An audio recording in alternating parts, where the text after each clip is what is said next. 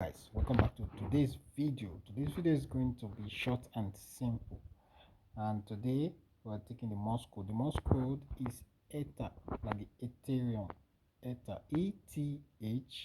ether. So let's go. We all know what to do. You change your cipher, then we start with E is dot, then T is dash, H is 4 dot, 1 2 3 4. E again is dot, then for R is dot dash dot.